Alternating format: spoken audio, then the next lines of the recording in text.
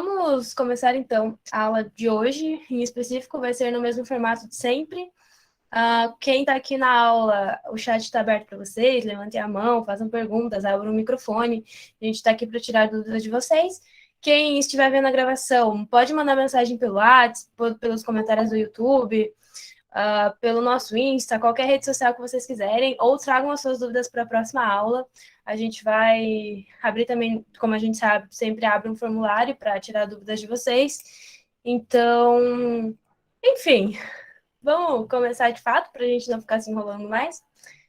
Hoje, o tema da aula vai ser muito focado em astronáutica, que são temas também que sempre caem na prova do OBA. E aqui são alguns dos tópicos que estão na ementa da prova de todos os níveis. Então, sempre cai alguma coisa de missão centenário, coisa de corrida espacial, sempre fala alguma coisinha de foguetes, aviões, satélites, sondas e até telescópios. Eles falam muito sobre a ISS, que é a Estação Espacial Internacional. Fala também sobre as instituições brasileiras que são voltadas ao desenvolvimento das atividades espaciais e também comenta um pouco sobre o corpo humano no espaço. Mas, como a gente sempre vem e traz todos esses temas para vocês, a gente acaba não pegando, de fato, um exercício sobre cada tema, mas como a gente já falou várias vezes, no nosso YouTube a gente tem gravações da preparação que a gente fez no ano passado, onde a gente aborda todos esses temas de forma mais teórica. E também a gente deixa totalmente aberto para vocês virem tirar dúvida com a gente para a próxima aula, coisas assim. Então, hoje a gente escolheu alguns exercícios específicos para conversar com vocês, tá bom? Então, bom, vamos lá, né? Eu acho que já deu para entender o que a gente vai falar hoje. Tá. Como um primeiro exercício, eu vou virar para cá porque está maior para ler, mas eu peguei um exercício, se não me engano, é do nível 2 ou do nível 3, eu não lembro. Mas então, vamos ler juntos o que está falando. Os satélites artificiais que orbitam em torno da Terra, elas obedecem às mesmas leis que regem os movimentos dos planetas, cometas e asteroides em torno do Sol. A terceira lei de Kepler, ela diz que quanto mais próxima a órbita no planeta estiver do Sol, maior é a sua velocidade de translação e menor é o seu período orbital. De fato, as velocidades médias, por exemplo, de Mercúrio, Vênus, Terra, Marte e Plutão são, respectivamente, 49 km por segundo, 35 km por segundo, 30 km por segundo, 24 km por segundo e 5 km por segundo. Ok. Desculpa. O satélite brasileiro Amazônia 1, que foi lançado em 28 de fevereiro de 2021, ele está a cerca de 750 quilômetros acima da superfície da Terra. A empresa Visiona Tecnologia Espacial S.A., localizada em São José dos Campos, em São Paulo, ela está desenvolvendo um nanosatélite VCU-BI-1, com 10 quilos de massa e que ficará em órbita polar de 710 quilômetros, como mostra a figura ali do lado, que ele vai rodar assim entre os polos. Lembre-se que velocidade é igual espaço sobre o tempo. Ok, guardem essas informações desse exercício. Então, a partir dessas informações, vamos analisar essas questões ali embaixo para ver se é verdadeiro ou falso, ok? Eu sei que tem pouca gente aqui na sala, mas então vou pedir a ajuda de vocês. Eu quero que vocês me respondam sobre essa primeira questão. Netuno, ele é o planeta com a menor velocidade de translação? Verdadeiro ou falso? Falso. Falso? Por quê? Falso. Por quê, gente? Vocês estão chutando?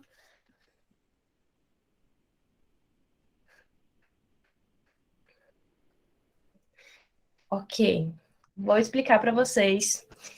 Se vocês lembram, como está dizendo ali no exercício, né, no enunciado também, a terceira lei de Kepler, ela fala que a velocidade de translação dos planetas, e lembrar que Netuno é o último planeta do nosso sistema solar, o que a gente pode concluir com isso? Ele está mais longe. Ele é o último planeta do nosso sistema solar. Logo, de fato, a velocidade de translação dele é menor, galera. Então, não é falso. Esse em específico é verdadeiro, porque analisando as informações que o exercício nos deu, ele tem a menor velocidade por conta que ele é o último, então ele está mais longe. Faz sentido para vocês? Vocês lembram de todas as partes de leis de Kepler que a gente falou nas últimas aulas?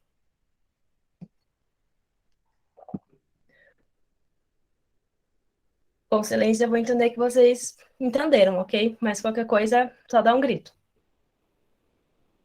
Passando para a segunda. A velocidade orbital do VCU-B1 é maior do que a do satélite brasileiro Amazônia 1? E aí? O que vocês acham? Falso. Por quê? Falso. Por quê, gente? Eu quero que vocês leiam o enunciado, prestem atenção no que ele está falando. Fala, Davi. Porque o satélite brasileiro Amazônia 1 está a 750 quilômetros. E o VCU-B1 tá a 710, então ele vai girar mais rápido. Não, é o contrário do que você está pensando. Como você está falando, ó, o Amazônia 1, ele tá a 750 e o VCU-B1, ele tá a 710. Qual que é menor?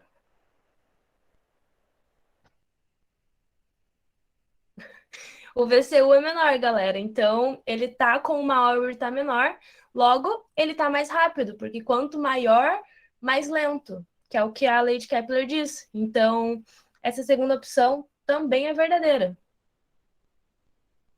Ok?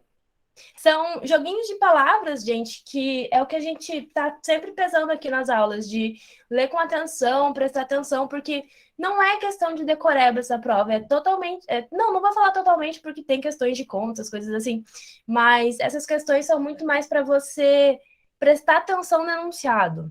Vamos aqui para a próxima para ver se vocês pegaram um jeito. O período orbital de Mercúrio é o menor de todos os planetas? O que vocês acham?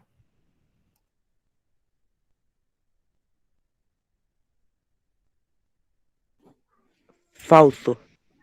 Quer dizer, verdadeiro. Ah, não, falso. Calma, se decida. Qual que você fica? Verdadeiro. Verdadeiro? Verdadeiro ganhou? Verdadeiro. Esse sim, galera. Porque, ó, onde que o Mercúrio ele se encontra no nosso sistema solar? Ele é o primeiro, vocês lembram? Ele é o primeiro que vem logo depois ao Sol. Então, ele tem o período orbital menor de todos, porque, como a lei de Kepler diz, quanto menor a órbita em torno do Sol, menor o seu período orbital. Quarta questão. O que vocês acham dela? A órbita do VCU é polar, então ela não obedece à lei de Kepler. Verdadeiro ou falso? Verdadeira. Todo mundo concorda? Verdadeiro. Por quê? Porque a lei de Kepler é de Kepler. Kepler é pelo Sol. Não. A lei de Kepler ela é utilizada sobre a órbita de qualquer corpo, não necessariamente só do Sol.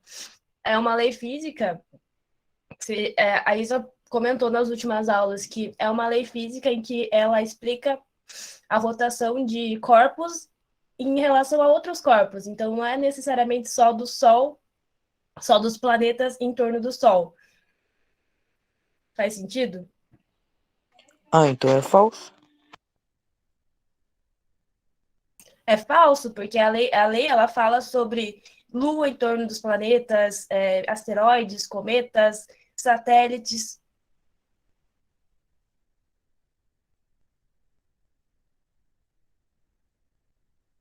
Ai, gente, desculpa mesmo. Eu não queria estar engasgada. Mas o que eu queria que vocês colocassem na cabeça de vocês aqui é que não faz sentido. Só porque está em órbita polar, a lei da física não se aplica a ele, ok? Então, como vocês comentaram, essa é falsa mesmo. E a última? O que vocês acham? Falsa. Por quê? Falsa. Porque o satélite brasileiro da Amazônia tá voando mais alto, então tem que dar uma volta maior para conseguir chegar ao mesmo lugar. Boa! Vocês pegaram a pegadinha do exercício. Vocês prestaram atenção que no enunciado ele dá as dicas-chave que vocês tenham que entender. Eu mesma, quando eu fui ler esse exercício, eu ficava tendo problema que eu ficava, tá mais perto, é mais rápido, tá mais longe, mais devagar, calma, me confundo, sabe? Então, leiam bem a prova, tenham em mente que muito do que vai cair pode ser pegadinha, então prestem atenção no enunciado e lembrem que as leis da física elas não vão ter uma exceção mirabolante só por conta de alguma coisinha, sabe? Geralmente elas são bem bem verdadeiras, assim, não sei se faz sentido para vocês. Mas, enfim, era isso que eu queria trazer com esse exercício.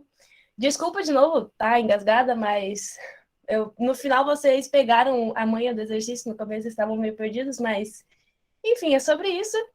E qualquer dúvida que vocês tenham, vocês têm alguma dúvida mais pontual agora, mas qualquer coisa a gente faz aquele formulário de sempre e eu trago uma explicação melhor na próxima aula. Oi, gente.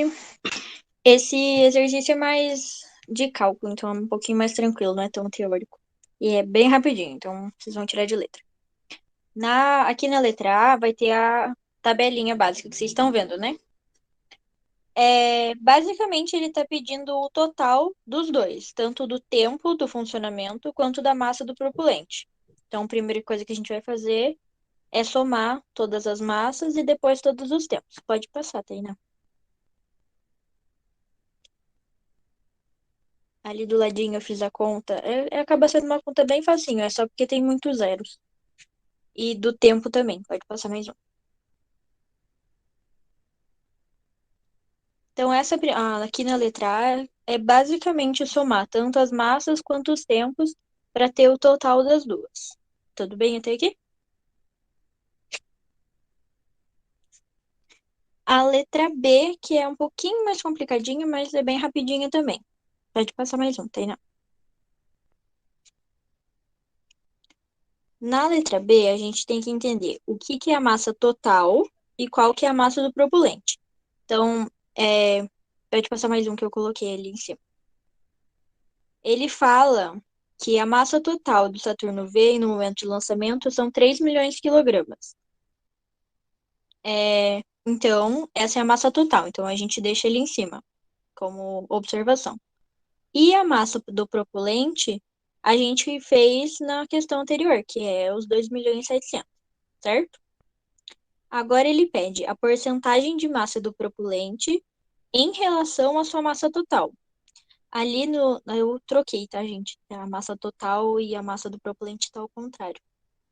Então, a massa total é 3 milhões e a massa do propulente é 2,7, tá? 2,7. 2 milhões e 700.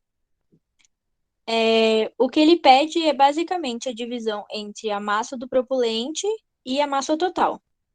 Então, você vai dividir o 2.700 pelo 3 milhões e vai dar a conta básica ali. Você vai tirar os zeros, acaba ficando uma conta bem mais fácil. Os zeros acaba só assustando. Tirando todos aqueles zeros, fica uma conta bem tranquila. Pode passar mais um, Tainá. A única coisa que vocês têm que se atentar nesse exercício é que ele pede em porcentagem. Então, tem que lembrar de, no final, além de você fazer toda a conta, passar o resultado, que deu 0,9, para a porcentagem. Porcentagem, vocês já sabem como faz certinho? Vocês têm alguma dúvida entre porcentagem? De como fazer?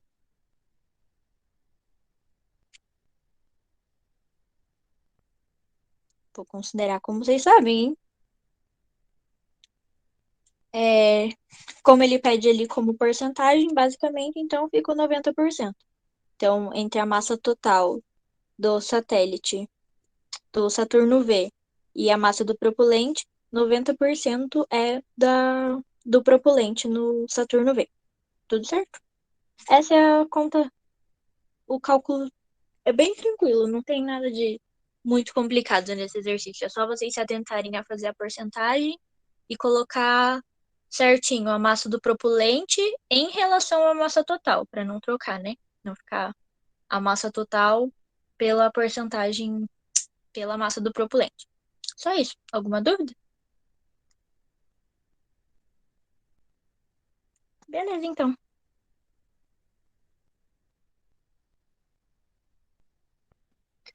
Boa noite, pessoal. Agora a gente vai fazer mais um exercício, que esse aqui não tem necessidade de fazer muita conta. Na verdade, nenhuma. Na verdade, tem uma continha ali, mas é bem simples. Aqui a gente pode ver que tem um baita enunciado, então, como a Lê já falou lá no início, né? Tem questões que a gente pode resolver ali só por questão de prestar bem atenção no enunciado. Então, eu vou ler aqui com vocês e prestem bem atenção. Então, vamos lá. Questão 9.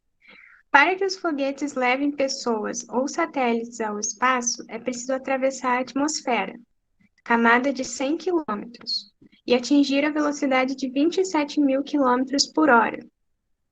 No início, o foguete tem a altura aproximada de um prédio de 20 andares.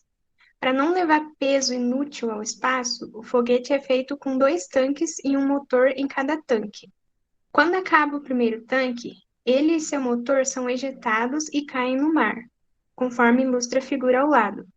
Quando termina a atmosfera, também a coifa, proteção do satélite, é ejetada para que o foguete fique ainda mais leve.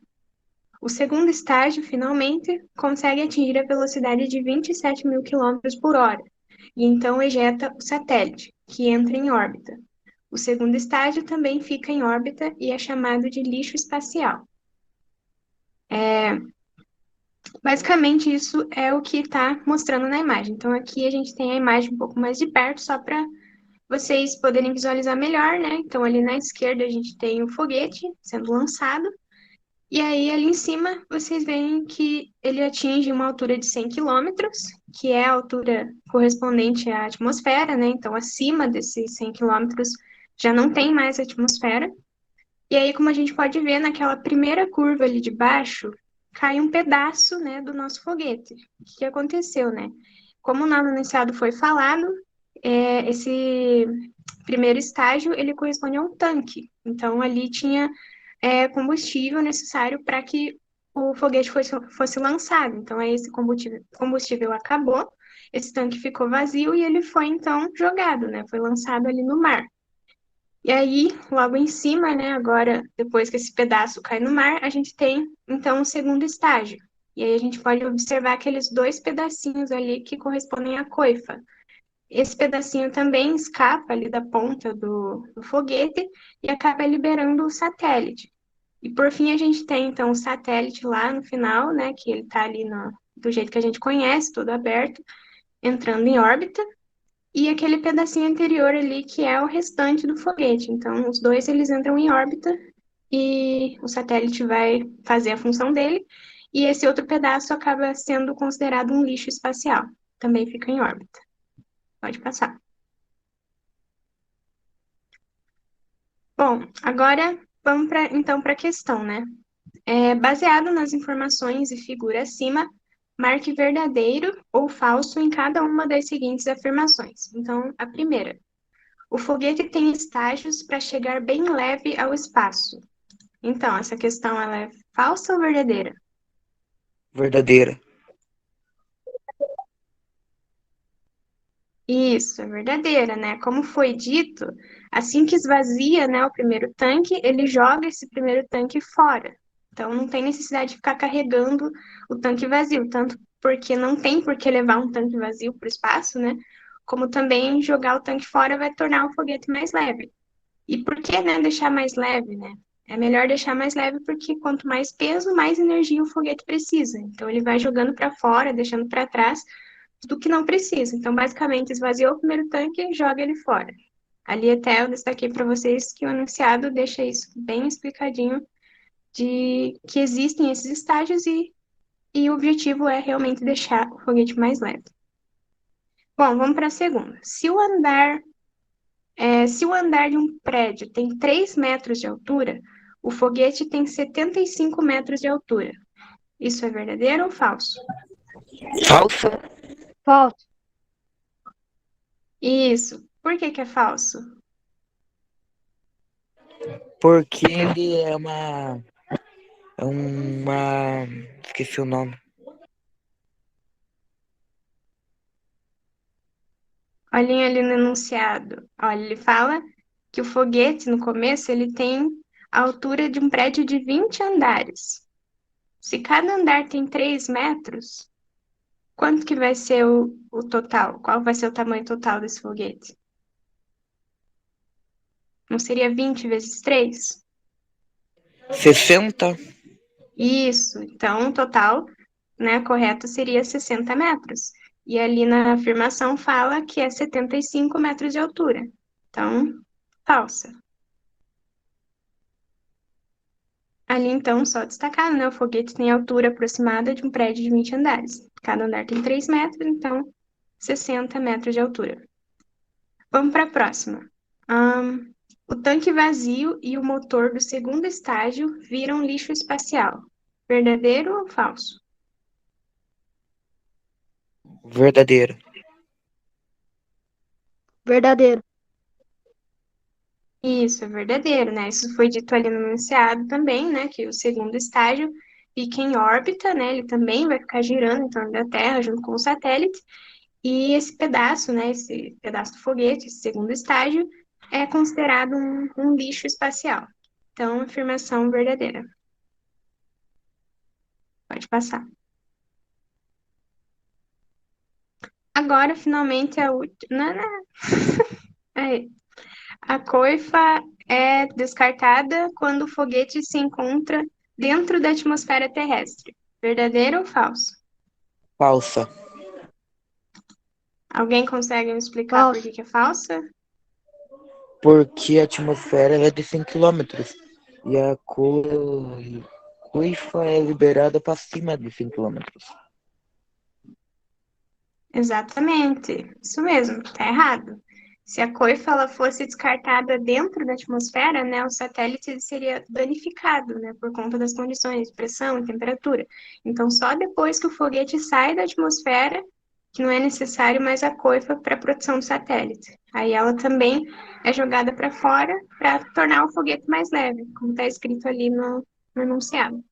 Então, essa alternativa é falsa. Obrigada, pessoal.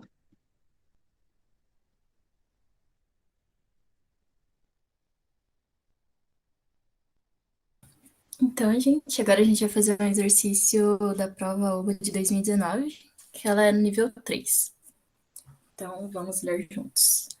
Em 20 de julho de 1969, o astronauta norte-americano Neil Armstrong se tornou o primeiro homem a pisar na superfície lunar. Aí a primeira questão. Dia 20 de julho de 2019, celebramos o aniversário de quantos anos desta conquista? Então, essa questão é só você subtrair 2019 de 1969. Aí pode passar. Então, o aniversário, né? O aniversário do evento. Aí vai ser o ano da prova, que no caso foi 2019, menos o ano da missão, 1969, que equivale a 50 anos. Aí pode passar. Aí a questão B é bem tranquilinha.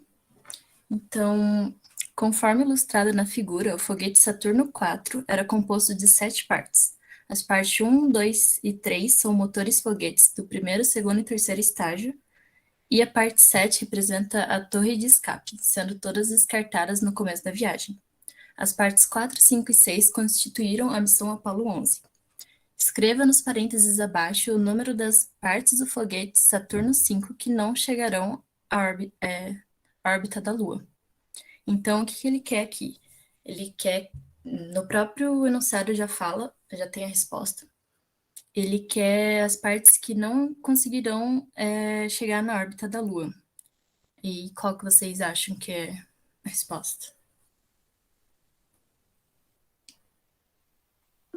Pode falar. 1, 2, 3 e 4. Pode falar. Então, a 4, a 5 e a 6 constituirão a missão Apollo 11. Então a 4 vai também. O celular tá travado. Aí, no próprio enunciado já fala, então, a 1, 2, 3 e 7, elas serão descartadas no começo da viagem. Aí pode passar. Aí eu trouxe um videozinho da missão, do lançamento, que eu acho muito legal. Não sei se vocês já viram, mas...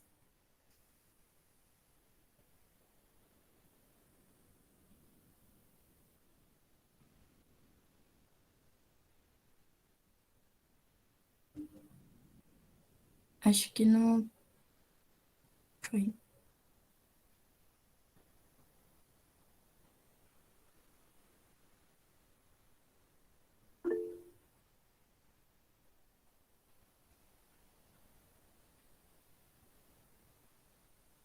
Aí.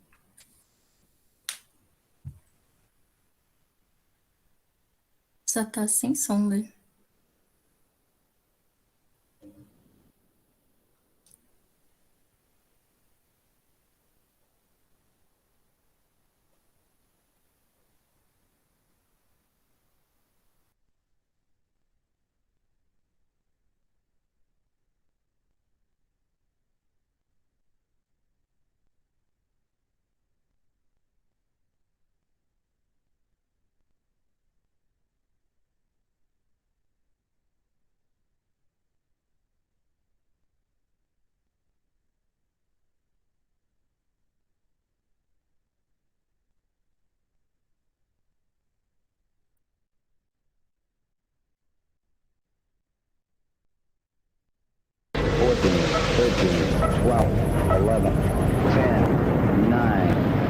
We have ignition sequence start.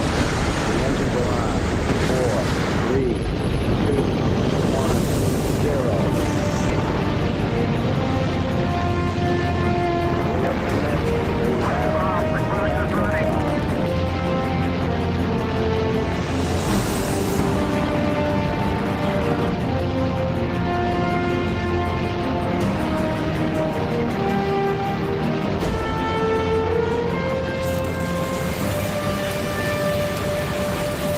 The sideways shaking was unbelievable. The vibration was so intense you couldn't see the instrument panel. We have cleared the tower. I thought we'd had it during launch. I was hoping that Frank Borman didn't have his hand on the abort controller. He said he took his hand off and he'd rather die than make a false abort.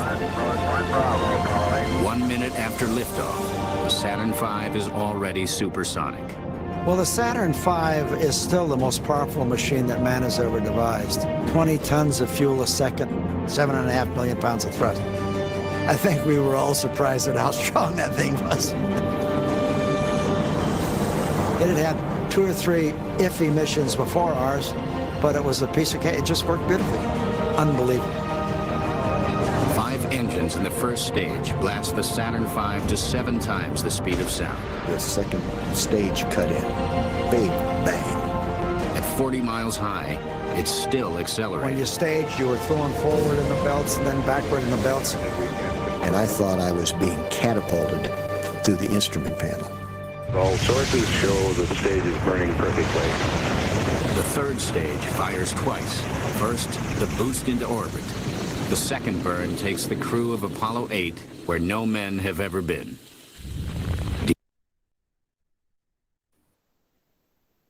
Aí, pode passar, né?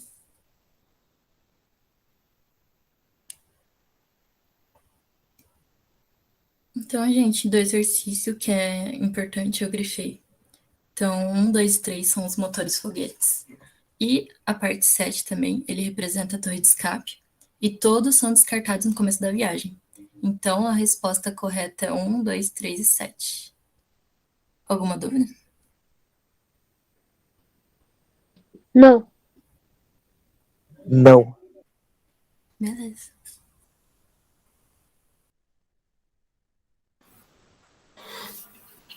Bom, gente, aqui a gente, né, a próxima questão, a gente tem uma questão do nível 4, né, da prova de 2020. que ela fala um pouco aí sobre satélites, né, sensores, a formação das imagens e tudo mais. Então, vamos ler para ver o que essa questão está pedindo, né? Ela fala assim, a resolução espacial do sensor de um satélite é definida como a capacidade que o sensor possui para discriminar objetos em função do seu tamanho, ou seja, o nível de detalhe com que podemos observar os objetos na superfície terrestre. Se um satélite possui resolução espacial de 30 metros, significa que as áreas de dimensões menores do que 30 por 30, né, não poderão ser identificados. Há satélites de baixa resolução, né, 50 metros, aplicados ao monitoramento de grandes regiões, como florestas, e satélites de alta resolução, né, de meio metro ali, capazes de identificar automóveis e máquinas na superfície da Terra, né? Ou seja, os satélites com maior resolução vão poder formar as imagens com mais clareza, né, mais especificidade, enquanto os de baixa resolução são mais para áreas gerais. Então, aí o exercício ele se divide, né, em parte A e parte B, e ele pede para a gente assinalar no final a alternativa com os valores corretos. Pode passar aí, por favor. Então, a parte A, ela fala o seguinte. O sensor de imagem das câmeras digitais é composto de minúsculos elementos sensíveis à luz, chamados de pixels. As imagens a seguir trazem um exemplo de como um mesmo automóvel pode ser visto com diferentes resoluções espaciais. Cada quadradinho de cada uma das imagens corresponde a um pixel da imagem, né? Enquanto a gente pode ver bem claramente nos exemplos que quanto mais pixels uma imagem tem, melhor tem a resolução, melhor resolução vai ter a imagem, né? A gente vai poder ver ela com mais clareza. Quantos metros o James Webb tem? Essa é uma boa pergunta, eu não sei a resposta, mas eu já procuro para trazer. Aí o exercício, a última parte do exercício, ele fala assim, né? Suponha que a imagem da câmera do VCUB, né, que é um satélite, seja composta de 4.000 por 4.000 pixels, né, cuja resolução espacial é de 3 metros. Ou seja, cada pixel da imagem vai corresponder, né, a uma área de 9 metros quadrados, né, 3 por 3, na superfície aqui da Terra. Né? Sabendo disso, ele pede para a gente calcular a área total das imagens do VCUB. Pode passar, por favor, aí? Lê. Então, esse exercício ele é basicamente, né, a interpretação das informações ali do texto e um pouquinho de matemática. Quais são as informações que a gente pode tirar ali inicialmente do texto? Bom, primeiramente ele fala que as imagens, né, do satélite, elas têm uma resolução de 4.000 por 4.000. Né? O que isso significa, né? Quando a gente multiplica ali 4.000 por 4.000, a gente vai chegar na conclusão que essas imagens elas são formadas por 16 milhões de pixels. Né? As imagens ali elas vão conter 16 milhões de quadradinhos. Né? O texto ele também fala que cada um desses pixels, né, ele vai corresponder a uma área de 9 metros quadrados aqui na superfície da Terra. Então, como é que a gente faz para calcular a área total?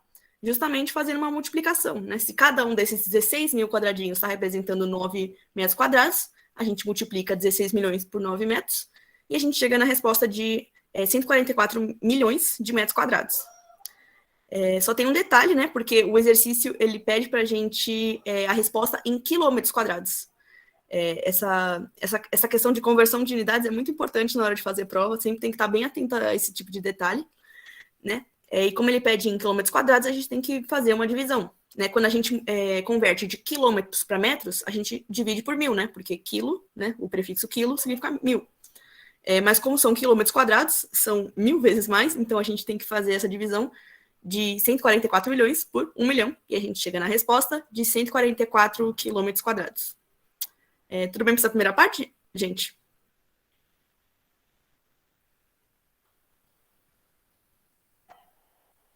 Vou assumir que sim, então.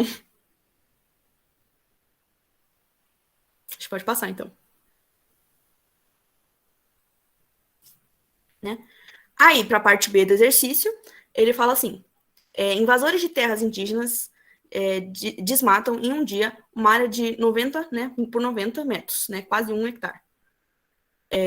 Considerando a ausência de nuvens, né, que às vezes atrapalham a formação das imagens do satélite, ele pede para a gente calcular o número de pixels que a imagem da área desmatada irá ocupar no sensor do VCUB. Pode passar mais uma vez? Porque aí, de novo, né, a gente pega as informações que o exercício dá para a gente e a gente trabalha em cima disso. Né, ele já dá para a gente a área total, né, que é de 90 por 90, então a área total, né, a área total que está sendo representada na imagem é de 90 por 90, então é 8.100 metros quadrados. né? A gente já tem a informação do primeiro exercício, né? Que 1 pixel representa uma área de 9 metros quadrados. Então, esse exercício, ele é meio que o inverso do primeiro, né? Porque na primeira parte, ele deu pra gente o número de pixels e a resolução espacial, né? Que era de 9 metros quadrados. E ele pede pra gente calcular a área total. Nessa parte do exercício, ele dá pra gente a área total e ele pede pra gente calcular o número de pixels. Então, se no primeiro exercício a gente fez ali a área, que o valor total da área era igual à resolução espacial vezes o número de pixel, agora a gente faz o contrário. Passa mais uma vez, Lê? A gente vai dividir a área pelo número da resolução espacial e aí a gente consegue o número de pixels. Passa só mais uma vez? Então, a gente tem ali, né, que o número de pixels é igual à área desmatada sobre a resolução espacial. A área desmatada, que a gente já sabe, que é 8.100 metros quadrados, dividido por 9 metros quadrados, a gente chega na conclusão que a imagem ali, a resolução da imagem é de 900 pixels.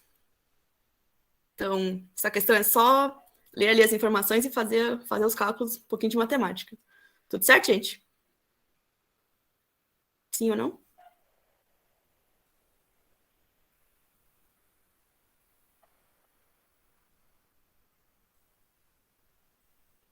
Ok, então acho que pode passar.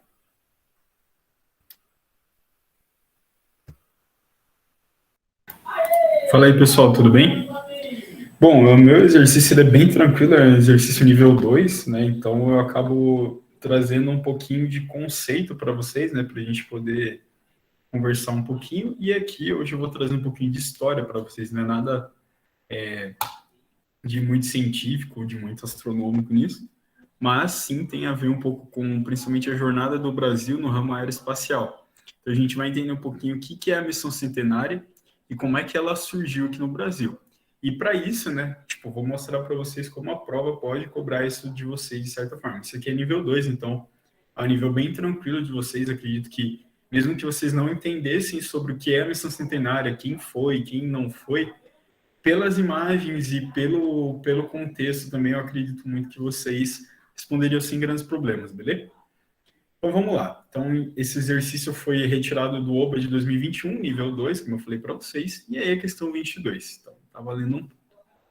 Em 30 de março de 2006 foi iniciada a missão do Centenário. Então, missão Centenário foi a missão lá de 2006.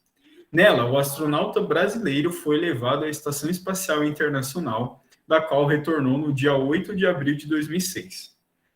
O nome da missão era para comemorar os 100 anos do primeiro voo do avião inventado por outro ilustre brasileiro. A imagem mostra o emblema da missão Centenário. Então aqui, lembrando para vocês que toda missão espacial, eles têm o costume de fazer uma logo para o projeto, né? Então, por exemplo, a missão do Centenário, ele tem lá um desenho, né? Ou seja, eles têm o emblema daquela missão, né? Então, a Orion tenta se inspirar nisso, por exemplo. Então, todo projeto que a gente faz, eles geralmente têm uma logo, né? Eles têm um emblema, tudo bem? Então, só para vocês lembrarem, né? Que geralmente toda missão espacial, eles têm um emblema. Assinale a alternativa que contém o nome do astronauta brasileiro acima citado e o nome do inventor do avião.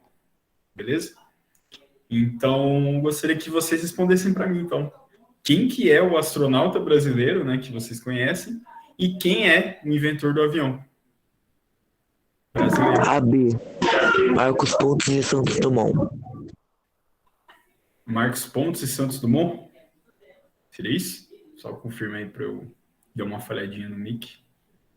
Deu uma estouradinha. Peço desculpas também que a TV do meu irmão tá ligada ali, mas acho que tá de boas, né? Pessoal, então ficaria a alternativa B ali, Marcos Pontes e Santos Dumont. Vocês concordam, discordam? O pessoal que está aí também, por favor, converse comigo. Será que não é João Pontes e Marcos Dumont? Pode ser, é parecido. Pode passar então para mim, fazendo um favor. Vou ler. Então, pessoal, está correto. Então, Marcos Pontes seria o nome do astronauta, né? Então, lembrando para vocês que o astronauta brasileiro é o Marcos Pontes. E aí o inventor do avião, né? Pelo menos aqui no Brasil, é o Santos Dumont, beleza? E aí, qual que é a ideia dos caras, né? Eu vou colocar para vocês ali um pouco da história. Então, se puder passar um pouquinho, Lê, fazendo um favor. O que é a missão do centenário? Então, missão centenária, o que é isso, né? O que foi essa missão centenária? Então, foi uma parceria, basicamente, entre a Agência Espacial Brasileira, né? Ou seja, a Agência Aeroespacial aqui do Brasil, fez um acordo com a Roscosmos de levar pelo menos um astronauta brasileiro para a Estação Espacial Internacional, beleza? Então, eles fizeram lá um acordo entre eles para estar levando um representante brasileiro nessa Estação Espacial Internacional para fazer alguns experimentos, né? E eu vou falar para vocês quais foram esses experimentos. Lembrando que o brasileiro, de fato, que foi até lá, né? O único astronauta brasileiro, de fato, que a gente tem é o Marcos Pontes, né? Pelo menos até então, mas podem ser vocês no futuro. E aí, por que missão centenária? Justamente a ideia deles, né? Como 2006, na época, estavam completando 100 anos do primeiro voo do 14 bis lá de Santos Dumont, eles falaram assim, olha só que legal, cara, em 2006 aí vai dar 100 anos lá que o cara voou, por que não homenagear, né, esse ramo, vamos dizer assim, de voos aqui do Brasil, fazendo essa missão centenária, levando o primeiro homem também brasileiro, homem entendo como pessoa, tá? Então, a primeira pessoa brasileira aí, né, para fora do planeta, né? Então, a gente fez o primeiro voo de avião, por que não levar o primeiro astronauta também, completando um espaço de 100 anos, beleza? Então, centenário é por causa do Santos Dumont, mas a missão centenária, de fato, foi uma parceria entre uma agência brasileira, né, a Agência Espacial Brasileira, e a Roscosmos, que é uma agência espacial russa, ok? Mas, né, isso foi, vamos dizer assim, em 2006 que foi firmada essa parceria, lá em meados de 2000. Só que, pode passar, Lê, por favor. Só que essa questão do Brasil ir para entrar no ramo aeroespacial de fato já é uma história um pouco mais antiga. Daí, só lembrando aqui vocês, então, objetivos da missão. Quais eram os objetivos dessa missão do centenário? Né? Realizar experimentos nacionais em ambiente de microgravidade, né? Então, se vocês puxarem vídeos aí no YouTube, a gente tem aqueles astronautas fazendo alguns experimentos em microgravidade e tudo mais, bebendo água, enfim, esse tipo de coisa, né? Então, existiam algumas pesquisas brasileiras que precisavam dessas informações, né, esses testes em microgravidade, e o Marcos Pontes foi levar esses experimentos até lá. Ele não foi passear, ele foi a trabalho justamente, beleza? Incentivar o crescimento dessa área de pesquisa aqui no Brasil, então a ideia deles era justamente fomentar cada vez mais as pesquisas nesse ramo aeroespacial, né? Então, não só levar lá um brasileiro como forma simbólica, mas também dessa forma incentivar cada vez mais pesquisas no ramo aeroespacial aqui no Brasil, né? Daí a gente pode debater depois se deu certo ou não, né? Mas eu acredito que sim, né? Pelo menos algum retorno a gente teve que ter dessa missão. Promover o Programa Espacial Brasileiro, ou seja, a AEB, né? AEB, Agência Espacial Brasileira, né? Então, a AEB,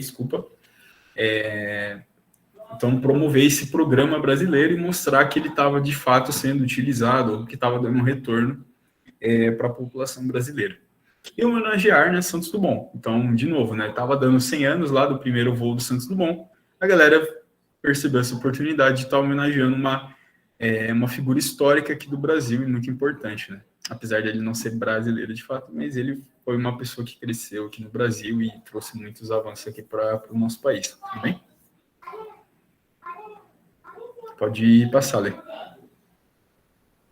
Então, pessoal, como eu estava comentando com vocês, né, essa missão do centenário, ela já vem caminhando lá muito antes, né, do voo, de fato, né, ou seja, do astronauta brasileiro chegar até a Estação Espacial Internacional. Então, começou lá no governo do Fernando Henrique Cardoso, né, em 1997. Então, já é uma parada antiga, né? Nem eu tinha nascido, para vocês terem uma base, né? Então, é uma parada muito antiga, né? Vamos dizer assim, né? Já vem antes, né? Ou seja, um espaço aí de 9 anos até chegar, de fato, no envio do Marcos Pontes lá para a Estação Espacial Internacional, beleza?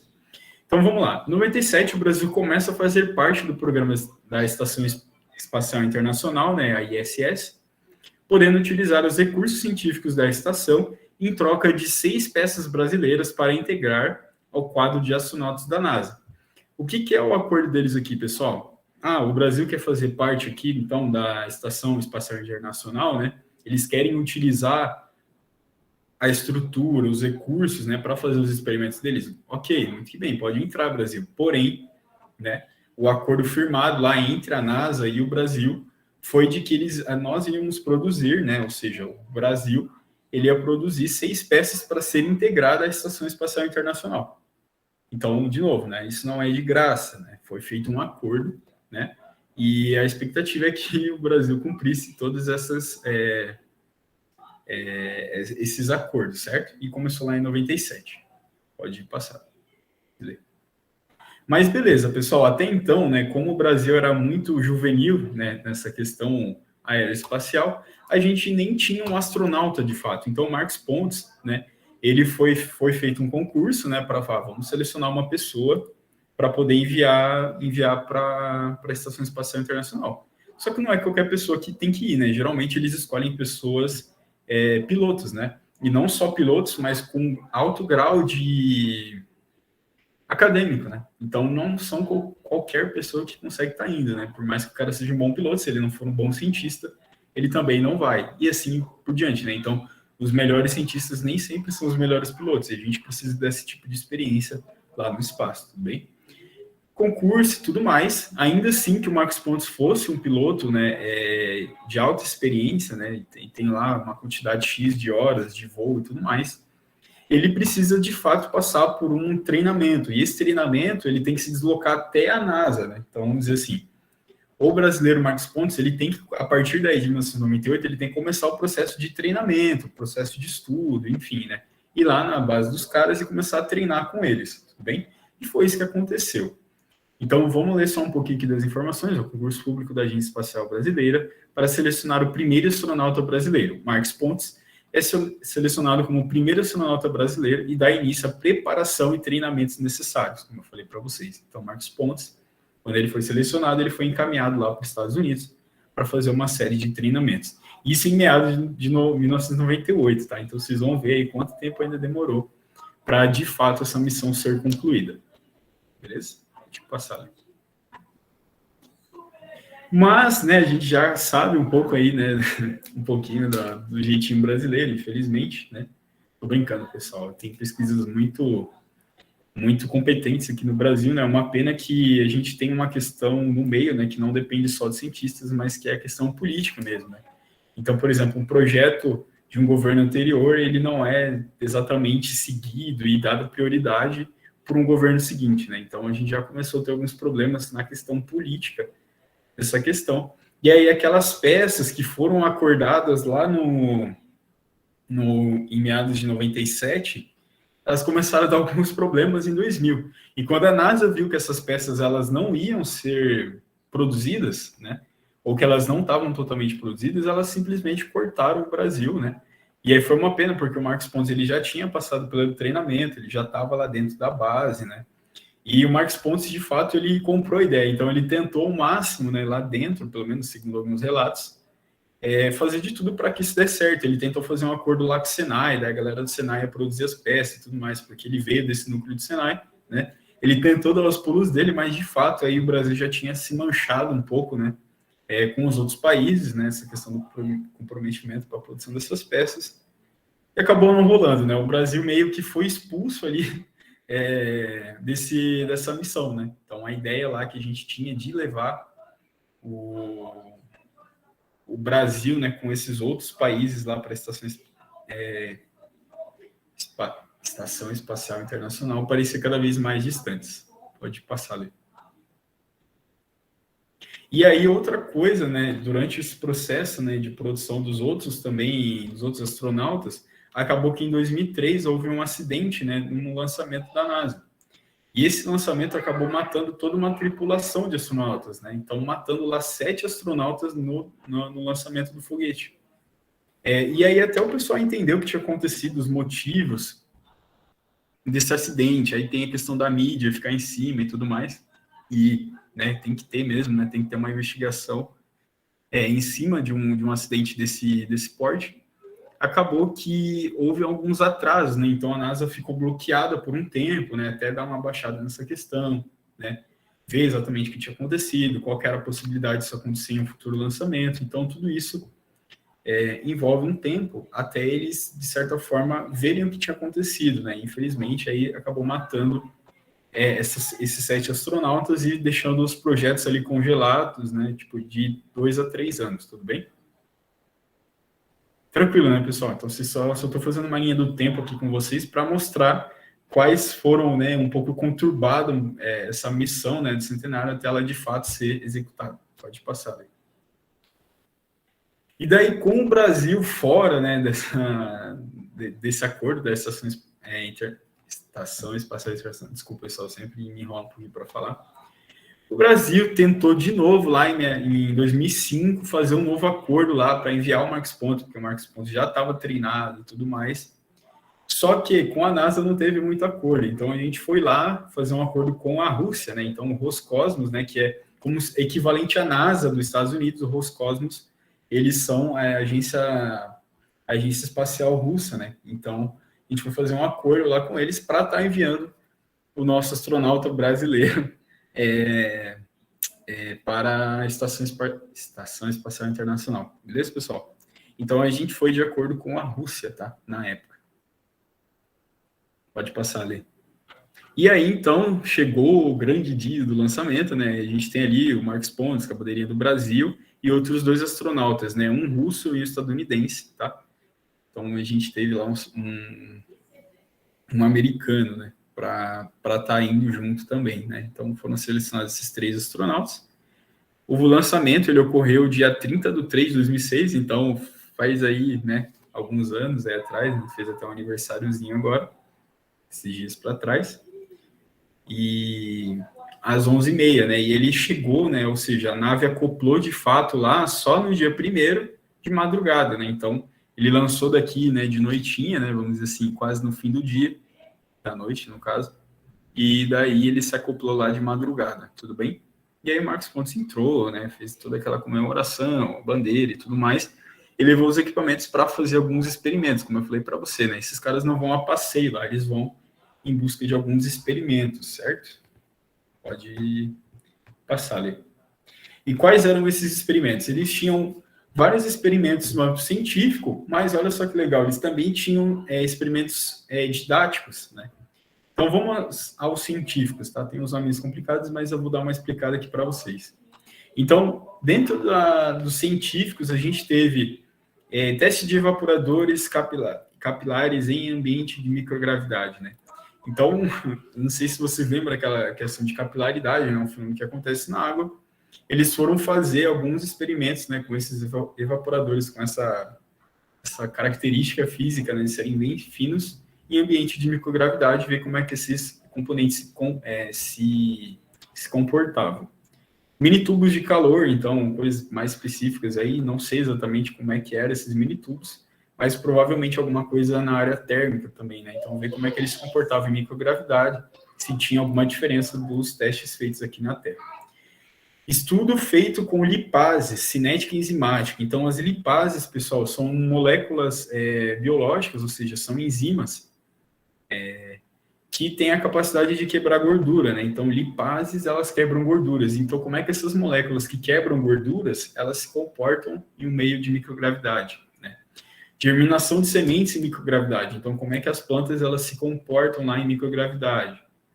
Danos e reparos do DNA em microgravidade. Então, de novo, né? Fazer lá, submeteu lá uma amostra com uma certa radiação, e como é que essa radiação, como é que esses agentes biológicos, eles se comportavam lá em microgravidade. E aí, os experimentos didáticos, ou seja, ele fez lá como se fosse uma live, né, lá com os alunos da escola, então pensem lá que os alunos estavam na escola, e foi feita uma live lá com o Marcos Pontes lá no espaço, e ele fez alguns experimentos com os alunos, né, provavelmente eles tiveram um acompanhamento ali, né, com os professores, e o Marcos Pontes fez uma cromatografia, né, cromatografia de clorofila. A clorofila é aquele pigmento da planta. Então, como é que essa cromatografia, para quem nunca fez, é um dos experimentos que a gente geralmente pega uma folhinha de papel, submete lá um pigmento e vê como é que aquele pigmento ele sobe lá para a folha, né? Tem uma questão da polaridade da molécula e tudo mais. E como é que isso é dado também em microgravidade. É bem interessante esses experimentos também. E aí, de novo, né, seguindo um pouco lá da germinação de sementes em microgravidade, que é como as sementes nascem em microgravidade, vamos dizer assim, né, as plantas, elas germinam em microgravidade. Tudo bem? Tranquilo, né, pessoal? E aí, só um pouquinho de história para vocês entenderem de fato o que aconteceu. Então, eu até perguntar para vocês no começo, né, mas às vezes muita gente confunde, o Marcos Pontes, ele foi para a Lua, né? Então, o nosso astronauta brasileiro, ele foi para a Lua lá e colocou a bandeirinha do Brasil lá na Lua. Não, pessoal. O Marcos Pontes, ele foi para essa Estação Espacial Internacional. Também pode passar aí, acho que tem uma foto que eu coloquei. Ou tem mais um slide, não lembro. Aí, ó. O Marcos Pontes, pessoal, ele não foi para a Lua, tá? Ele foi para essa estação aí. Então, os 8 dias que ele ficou lá, seria bem legal, né? Seria legal para o Brasil, né? Imagina ter uma bandeirinha lá do Brasil, lá na Lua, né? Pensa que legal. Mas ele foi para a Estação Espacial Internacional, que eu acredito que já deve ser bem gratificante. Então, imagina lá ficar 8 dias nesse lugar aí, né? É como se fosse um satélite grandão, né? Então, constantemente tem astronautas lá. Se você entrar no YouTube, tem live disso, sendo transmitidas 24 horas por dia, da galera lá fazendo as manutenções nessa Estação Espacial Internacional, beleza? E aí, internacional, porque tem a contribuição de vários países, né? Claro, existem países que adotam mais, né? Compram mais essa ideia, né? Como, por exemplo, os Estados Unidos, países que já têm essa cultura aeroespacial bem desenvolvida, como a Rússia também. Então, enfim, né, depende da quantidade de dinheiro que o país investe nessa questão aeroespacial e da capacidade que eles têm também, né? Depende do PIB e tudo mais. Enfim, pessoal, é mais isso mesmo, né? Então, só para ficar claro para vocês que o Marcos Pontes, lá em 2006, ele foi para essa base aí. Vocês sabendo disso, acredito que vocês já vão matar aí a maior parte das perguntas que forem fazer para vocês. De novo, né? Por que centenário? Porque em 2006 iam fazer 100 anos que o Santos Dumont tinha levantado o primeiro voo do 14 bis aqui no Brasil. Tudo bem? Por isso centenário. Então, uma forma de homenagear o Santos Dumont. Então, desse salto do primeiro voo brasileiro de avião até o primeiro astronauta sair, né? E ir para o espaço. Um brasileiro ir para o espaço, né? Então, seria essa sacada da missão centenária. Beleza, galerinha? Vocês têm alguma dúvida? Gostariam de perguntar alguma coisa? Enfim. Bem tranquilo, né?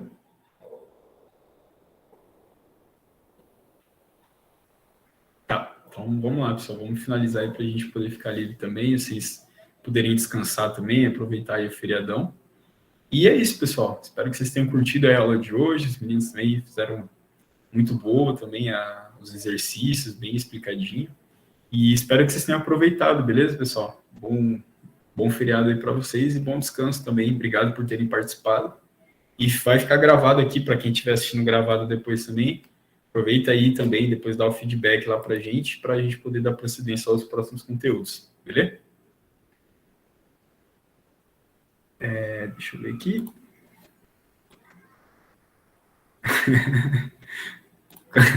Pois é.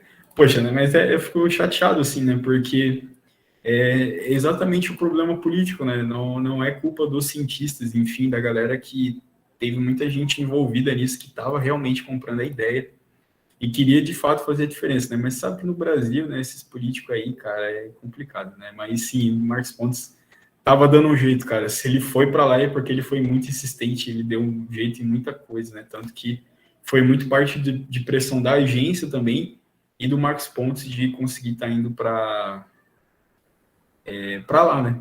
Tanto que em 2016 2006 ele conseguiu estar indo de fato, né? Questão, né, dele ser ministro da Ciência e Tecnologia aí, eu já não sei muito, né? Então parece que ele deu uma apagada um pouco nessa persistência dele, mas, né, não estamos aqui para julgar de certa forma, né? Pelo menos não hoje. Mas é isso aí, pessoal. Então espero que tenha ficado claro. E é isso.